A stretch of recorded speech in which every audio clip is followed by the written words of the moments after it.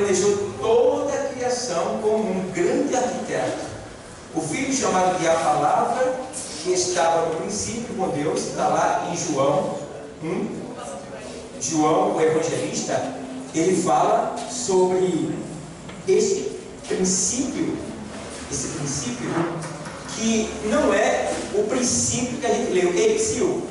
O princípio que João está falando aqui em João 1:1 não é o princípio de Gênesis 1:1.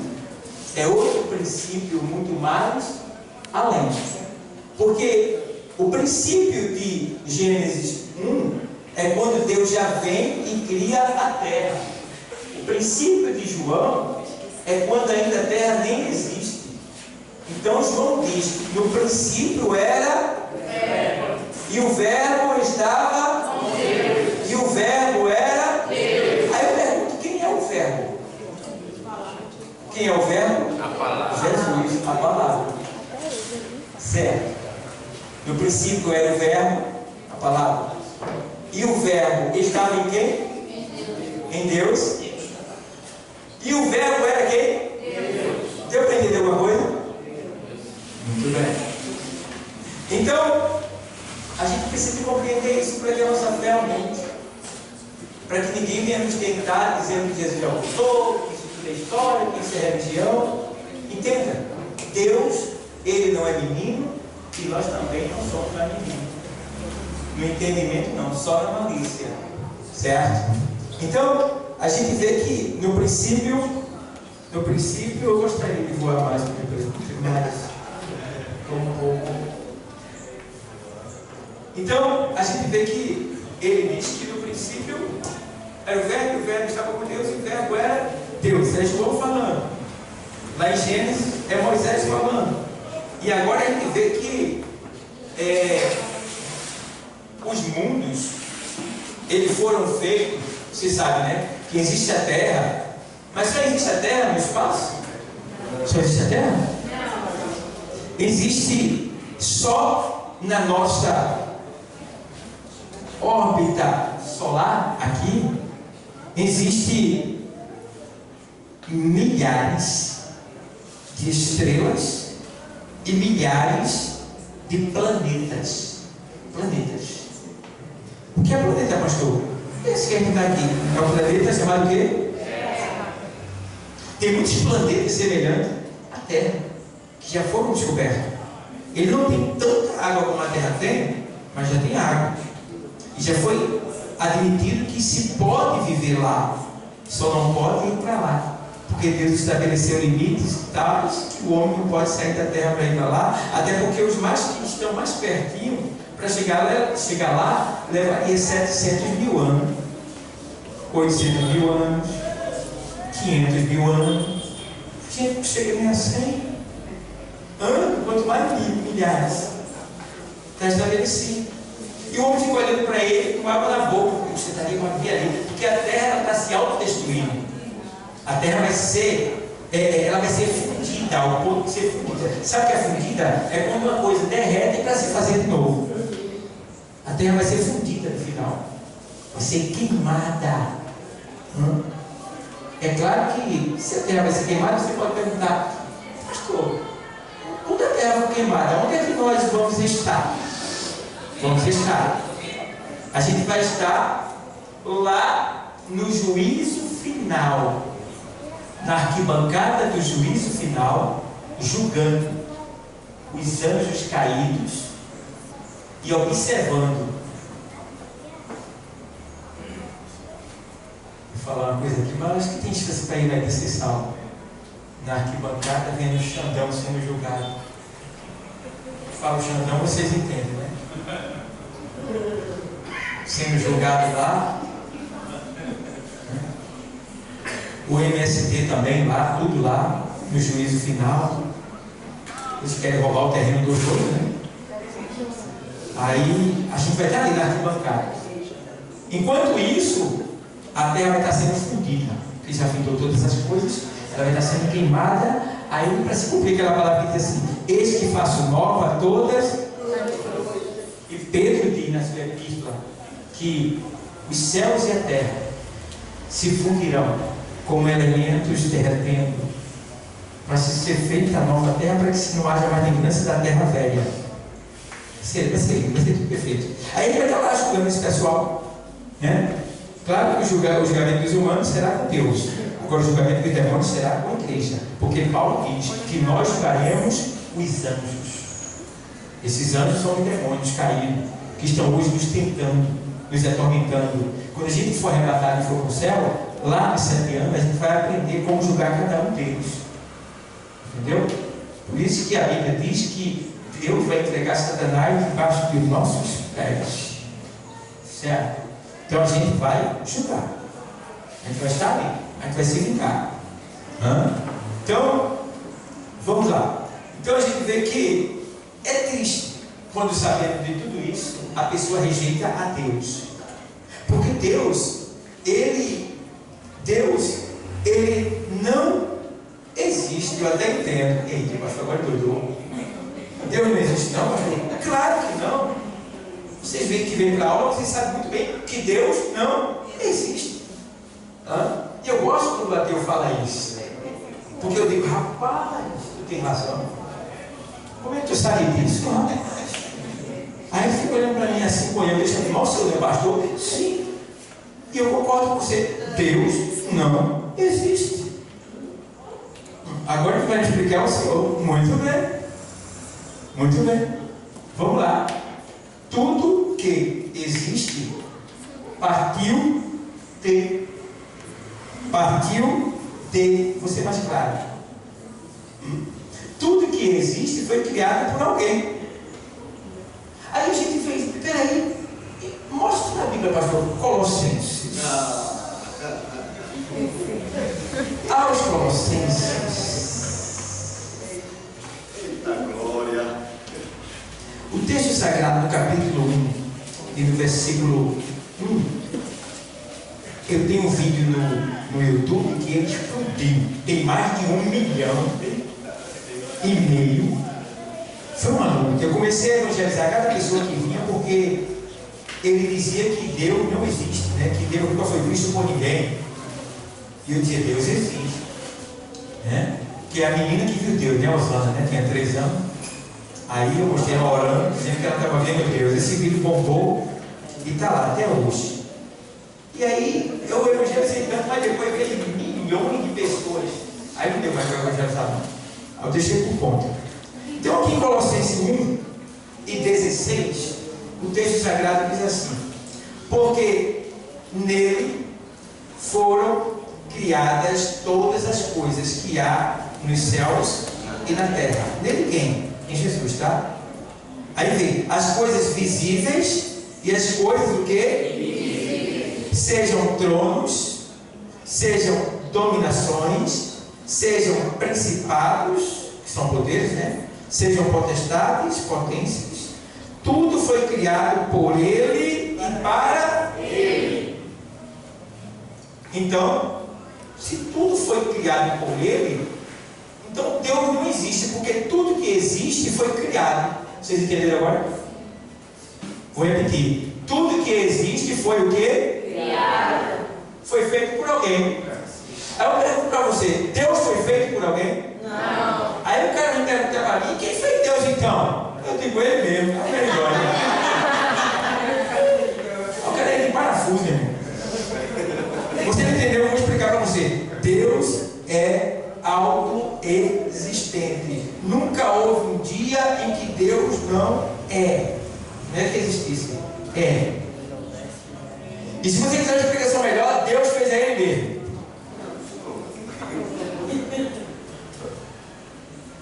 Entendeu? Isso não é para crente, isso é para quem gosta de abusar com crente. Entende? Mas vamos lá. O verso aqui, o 17 está explicando melhor. Vamos lá. E Ele é Antes de todas as coisas. Lê aí, Ele é o quê? Antes de todas as coisas. O que é coisa? Quem estuda configuração verbal, né, abstrato, né, essas coisas entende, né? O que é coisa? Algo palpável. Algo existente? Algo existente? Algo. Né? Algo. Então, ele é. Ele quem aqui? Ele quem? Jesus. Por isso que eu tenho que ir ali, ó. É a minha marca. Jesus é antes de todas as coisas. Agora diz aí quem é que tem um Deus feito esse que a gente tem? Aleluia!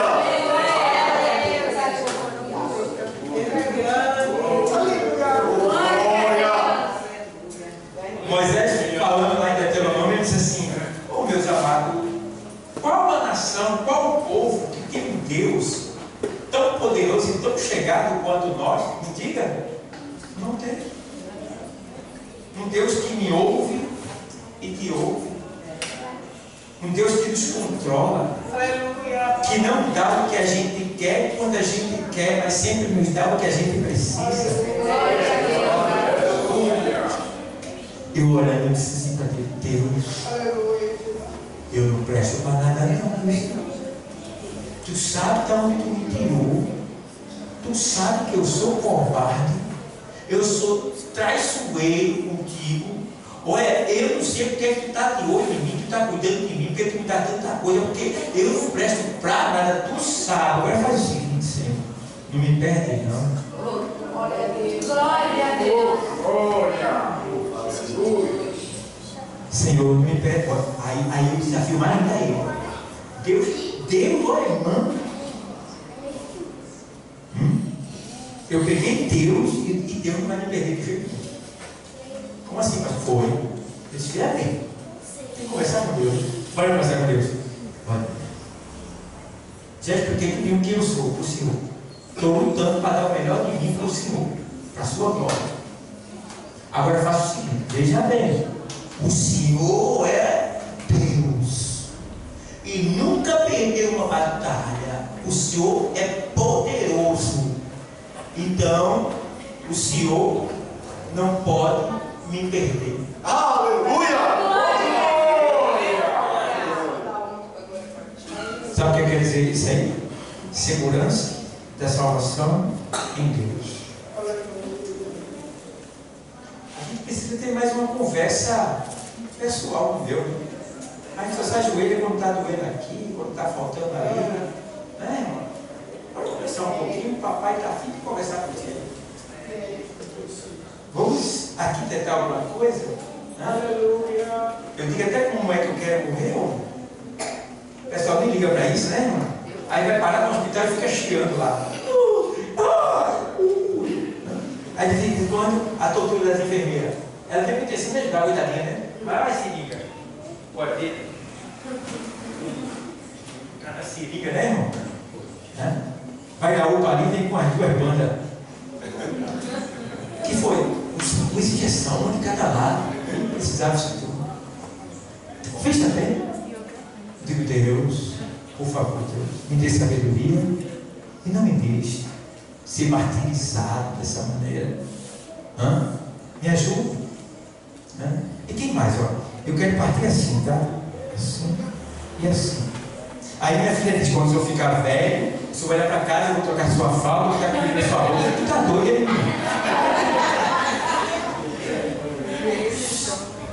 Eu não vou chegar a esse ponto não, hein? Porque no dia que eu não puder mais andar e não puder mais proclamar o Evangelho, o meu pai, eu já falei com ele me tira da terra. Não vou precisar de ninguém na minha velhice. Porque eu vou ficar velho andando, falando, tendo a oportunidade de escolher. Esse negócio de ficar velho. Me ajuda aqui. Me ajuda aqui. Minha irmã, isso é para quem conhece Cristo. Quem conhece a palavra em Deus, a Bíblia diz lá em Joel que os velhos terão visão, eles se renovarão. Aí eu vejo muitos velhos sentados na cadeira de balanço esperando a morte chegar. Eu digo, meu Deus, se ele fosse lá para a igreja, iria dar salto, entrar pelas bocadas, pregar o Evangelho, trazer maconheiro para a igreja. E essa pergunta ia ter mais velho, coisa gostosa, velho. Depois de velho, eu fiquei novo. É por aí. Então a gente precisa, irmão, valorizar tudo isso que Deus tem dado para a gente.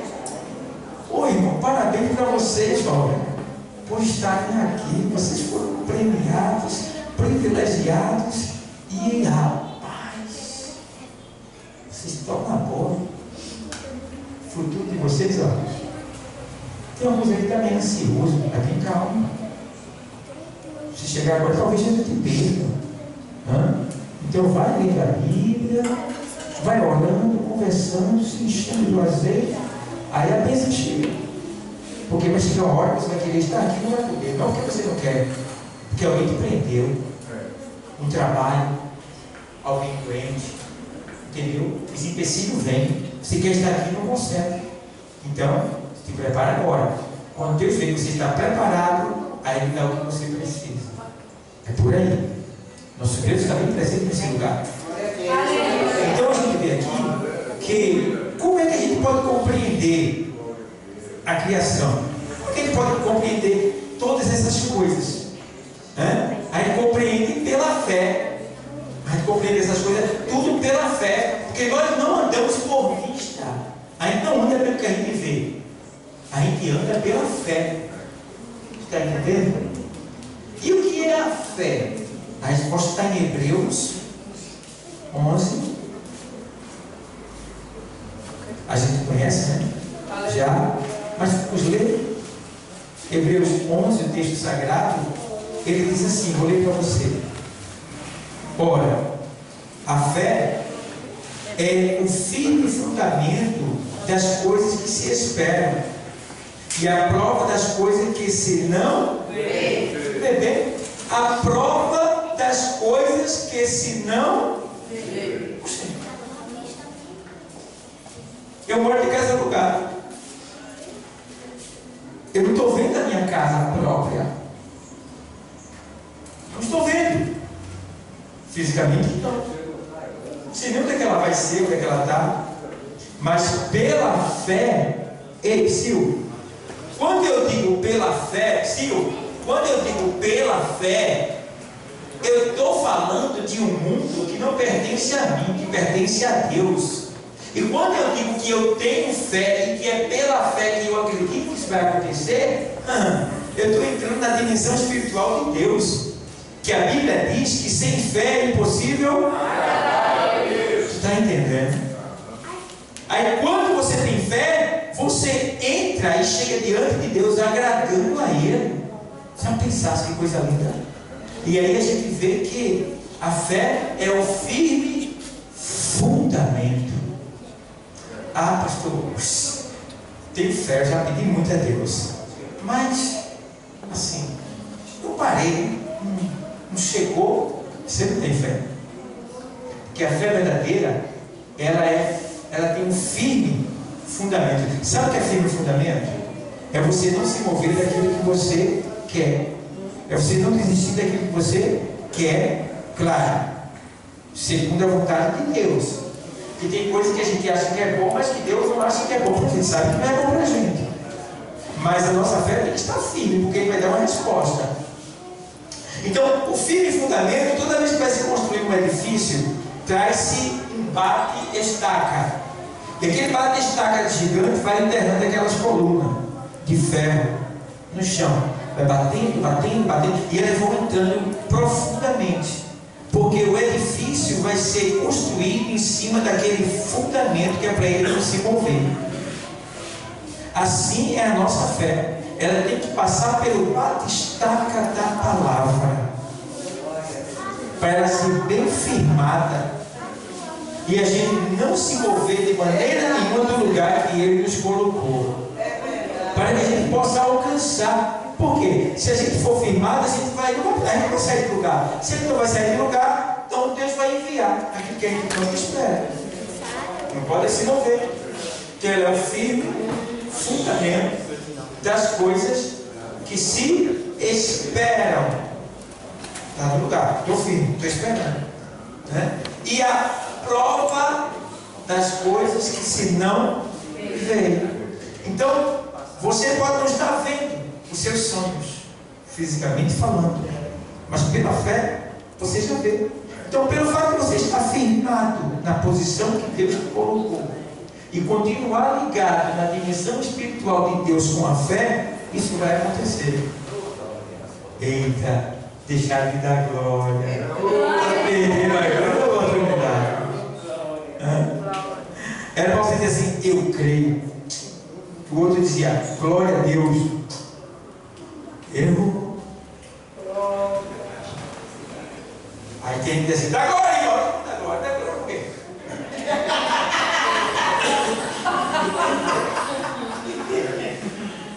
Diga amém, irmão. Amém? Amém por quê? Não. Se você estiver ligado, quando Deus for glorificado, você, glória. Eu creio. Pegou. E quando você crê, você amarra Deus em você. Ele está preso a você. E você é como se você amarrasse Deus em você. Porque você creu no que Ele falou. Ele mente? Ele é irresponsável? Ele diz na sua palavra, eu velo pela minha para fazer o quê? Cumprir. Velar quer dizer ir atrás para fazer acontecer da maneira que Ele falou. Eu velo. Ele estava dizendo para Jeremias, eu velo. Porque ele estava dizendo, mas será que vai acontecer? Mas meu Deus, o que é que eu falo? Eu falo e não acontece nada. Ele já deixou, já no coração de Jeremias desde o começo. Eu velo pela minha palavra. Se ele já falou anteriormente, é porque vai ter momentos que você pode ser tentado a desacreditar, a não acreditar naquilo que ele já te prometeu que ia fazer. Então você não pode desacreditar. Você tem que crer que ele vai fazer valer a sua palavra.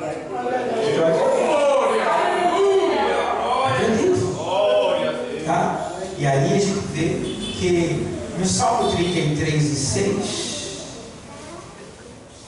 o texto sagrado diz assim, vou ler para você, 33 e 6. O salmista, ele fala aqui assim, 33 e 6.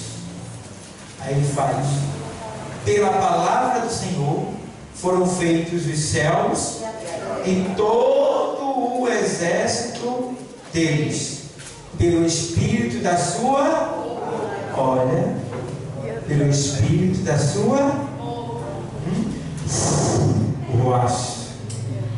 voz de Deus, o Espírito, o exército, foi feito pelo quê? Pela sua, pela palavra, certo? Agora vem bem, se a palavra ela fez surgir o mundo, os exércitos do céu, e todas as coisas foram criadas pela palavra. Aí eu pergunto para tu, o que é para a palavra fazer acontecer na tua vida o que tu queres? Aleluia. Você está fazendo Deus pequeno, né? Mas Ele foi quem fez tudo. O que tu está querendo para Ele é quase nada. Aleluia. Oh, glória. Você está querendo isso? Querendo vencer? Algo grande que Deus vai apresentar. Esse rapaz, que coisa linda. E a gente vê aqui também que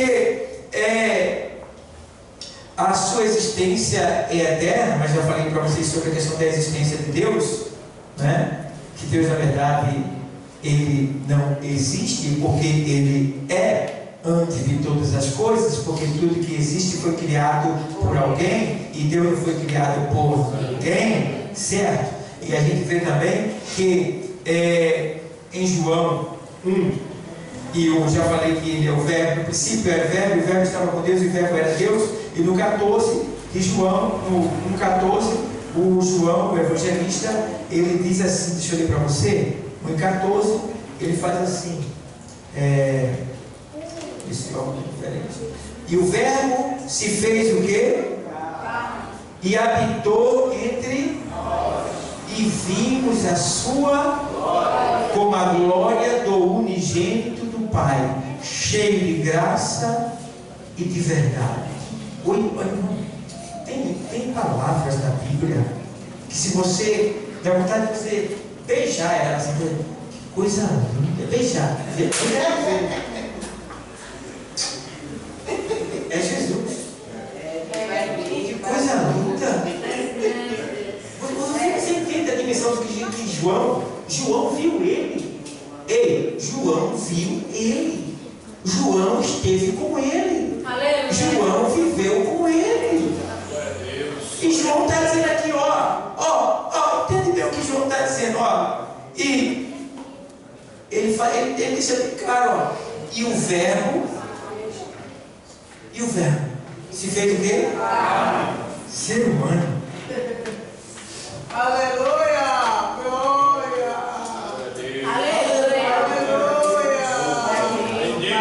O verbo que ele tem lá no capítulo 1 de João. Aleluia! O verbo, né? Estava com Deus, o verbo era Deus.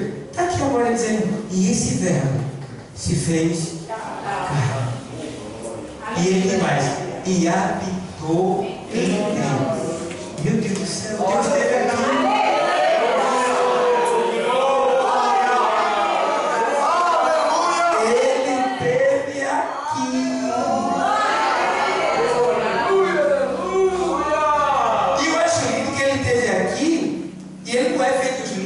Das religiões que a gente conhece, né?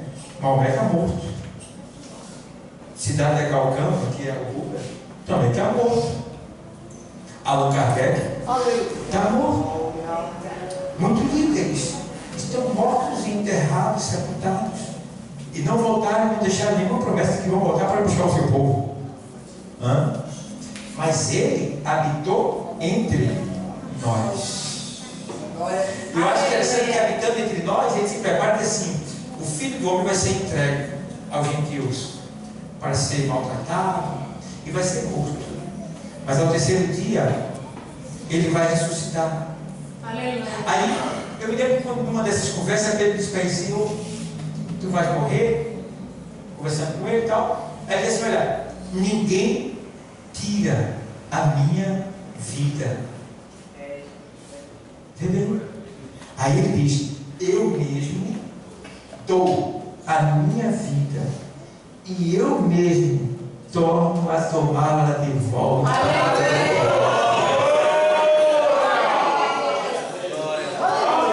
Explica isso. Eita, glória a Deus tremendo, aleluia. E como é isto? Eu vou explicar melhor. Eu vou preparar uma armadilha para a morte e vou matar a morte. Como é que é isso? Eu vou me vestir de pecado, vai doer muito. Vou me vestir de pecado, pegar o pecado de vocês todinho e vou me vestir dele. Quando eu me vestir do pecado de vocês, o salário do pecado é o quê? A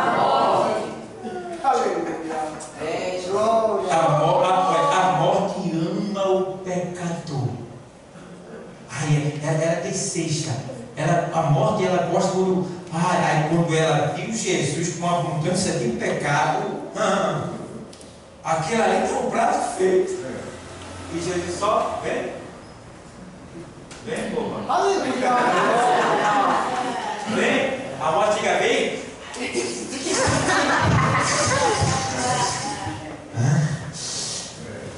A morte. Os demônios tudo tentando para que ele cedesse ali e pecasse. Aquela luta. O inferno em peso. Irmão, pela primeira vez, eu vejo na Bíblia todo o inferno, tanto na terra, menos os que estão presos. Os que estão na terra e os que estão nos espaços siderais, no espaço cósmico, que o diabo e vários demônios moram no espaço sideral, nos planetas desabitados. E aqui tem outra camada que mora no corpo das pessoas. Tá? E tem outras camadas que estão voando. E tem outras camadas que estão presas, só vão sair da grande tribulação. É muito demônio, é pó, irmão. É pó. E é cada um pior que o outro. Tem demônio que é pior do que Satanás. E Deus, sabendo disso, prendeu eles. A gente pensa que Satanás é ruim? Ele é ruim. Mas pior que ele é quem está preso. E na grande tribulação, o anjo vai dar a chave para Satanás. Satanás vai abrir o abismo e vai sair bilhões de demônios. Esse demônio vai matar a terça parte dos homens da terra. Só para vocês terem uma ideia. Como eles são ruins. Né? Estão lá presos, com a sede de matar a gente. Mas Deus não deixou. E aí, irmão, a gente vê que essa questão dos demônios são coisas que a gente precisa falar para as pessoas para que elas venham entender que esses demônios estão por aí atuando em várias camadas. Mas a Bíblia diz lá em Colossenses 2:14, para a gente terminar, aos Colossenses 2:14.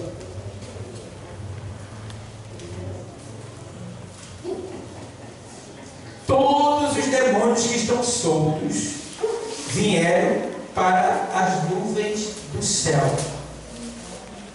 Quando você vê que quando Jesus morreu ali, estava ali na cruz, você já percebeu que houve uma escuridão que era palpável? Não é uma escuridão quando falta energia aqui não, viu?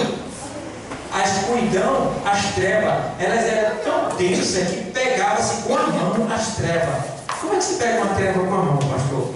Se você já viu uma queimada e bicho queimando, a fumaça é tão grossa que se você quiser, você pega. Quando você abrir a mão, está lá sujeira.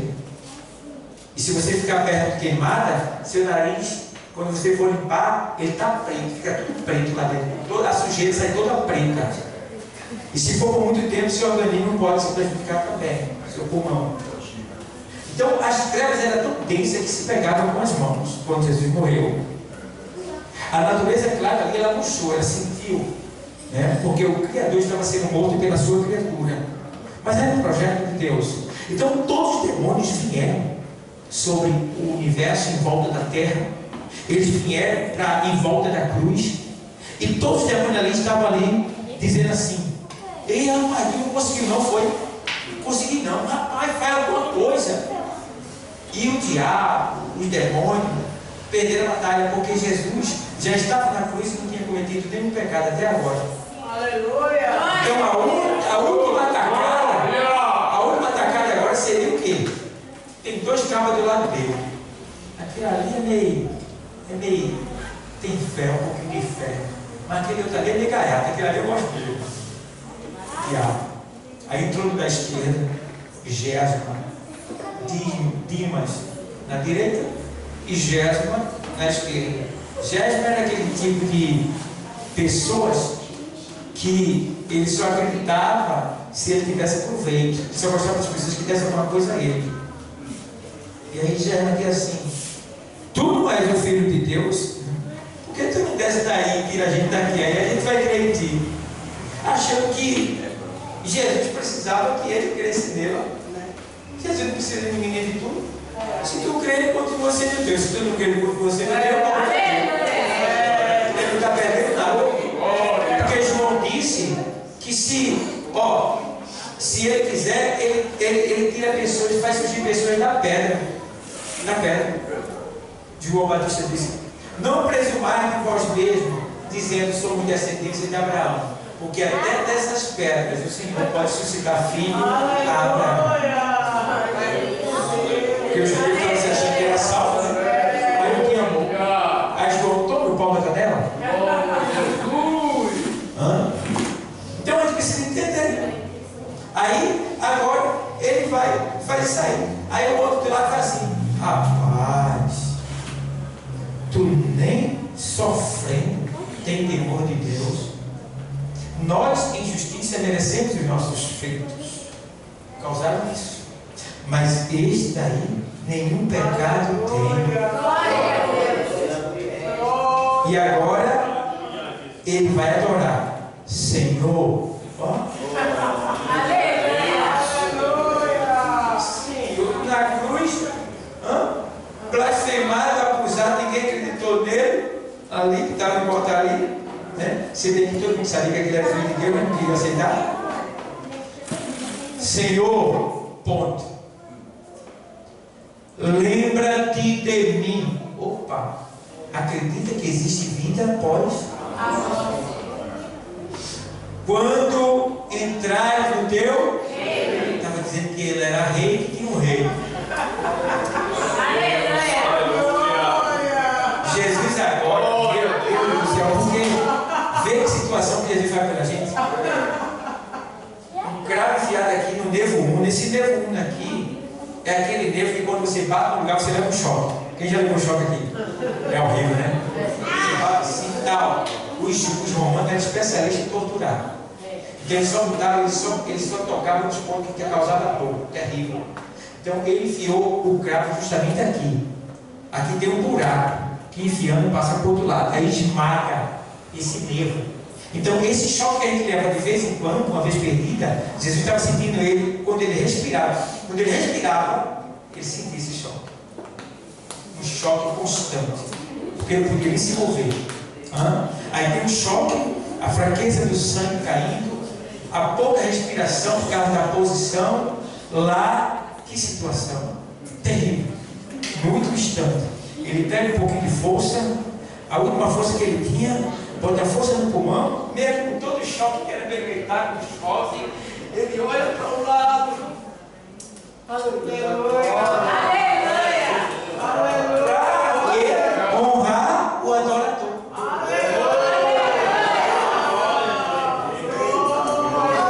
E ele diz: em verdade, te digo que hoje estarás comigo no paraíso.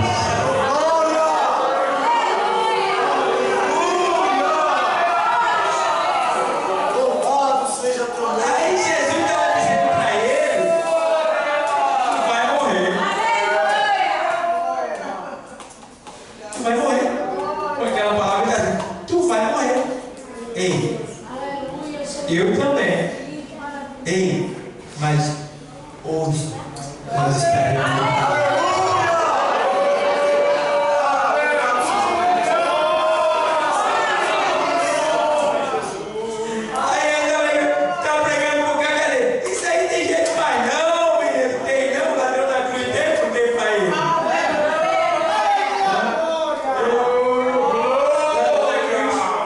Foi salvo de última hora. Ei, quem sabe? Jesus está perto de chegar. E hoje é o dia dele de salvar. Então, essa tornadeira na cruz, que hoje também pode ser o teu último dia aqui na terra. Vocês podem não me ver mais amanhã. E cadê o pastor Davi? Levou. Já era. Grande boa. Era legal ele. Sim. Legal é a glória. E hoje também. E agora?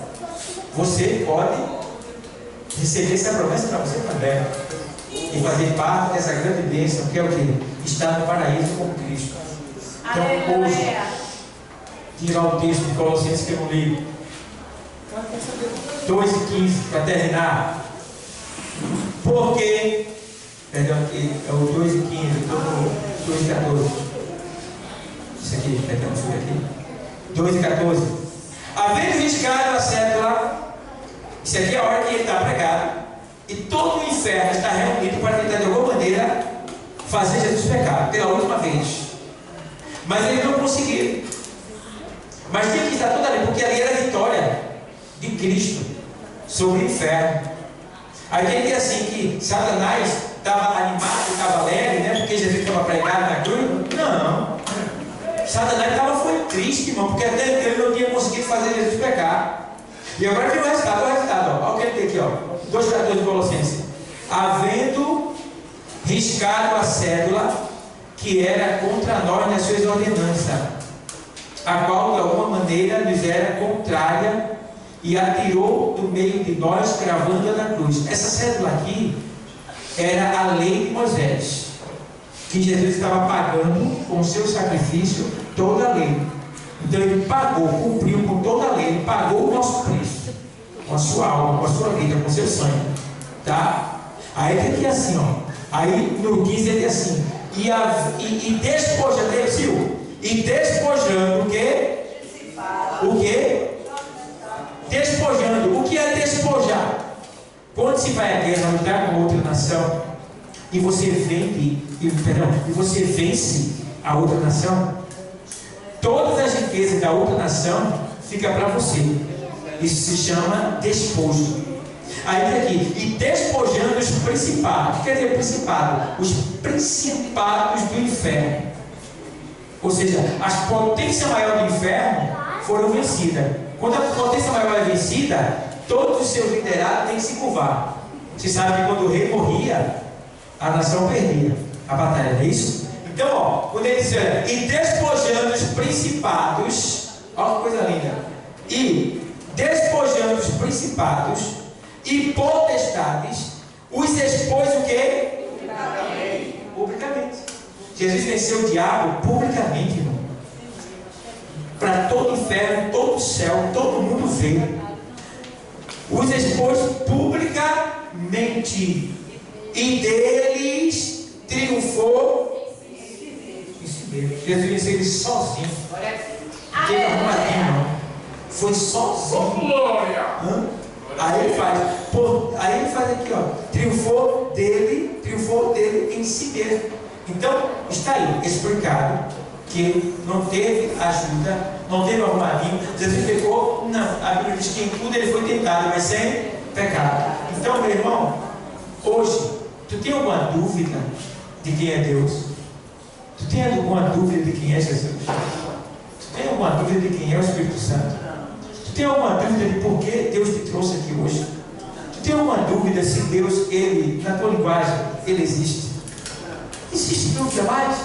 Então, se tem alguém aqui que não tem mais dúvida e quer aceitar Jesus, levanta a mão. Aceita Jesus, é só levantar a mão. É só levantar a mão.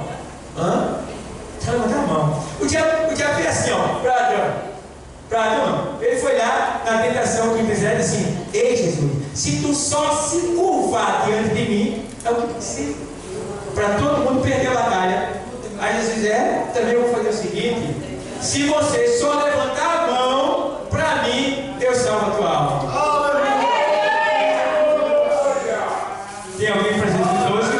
Não tem? Pronto, meu presbítero vai ficar com a direção final. Louvado seja o nome de Jesus.